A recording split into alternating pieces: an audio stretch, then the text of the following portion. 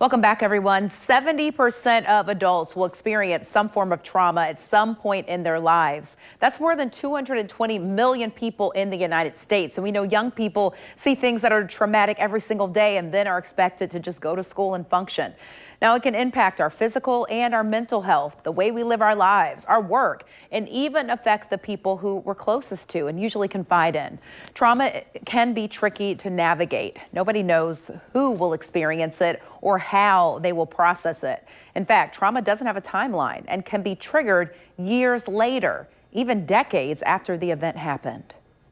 15 million deaths occurred globally From something that impacted us all to tragedies that might only happen to a few. Trauma is a really interesting thing where a lot of times we're trying to bury it and not even consciously. Psychiatrist Jessie Gold says that many times we believe if we push forward, we can overcome its effects. We just spent a day dealing with it and then kind of pulled ourselves together and went back and did our thing. And so sometimes then we think we're fine. That obviously didn't affect me as much as it might have affected someone else. And then a sound, a TV show, a photo, a conversation, and things start to change. So that can look like anxiety, can look like trouble breathing.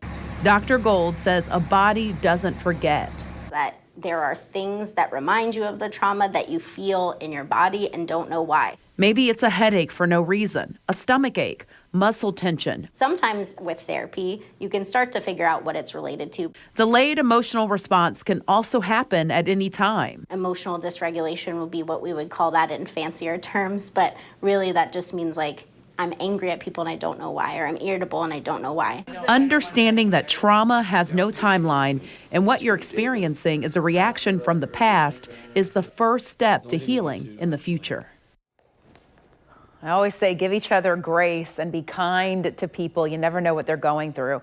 And when someone you know is going through trauma, Dr. Gold says it's truly best to not respond with, I know what you're going through. I'm so sorry for you. It could be worse, or even it will be okay. Instead, she says the best thing to do is just to be there for them, meet them where they are, and listen to them.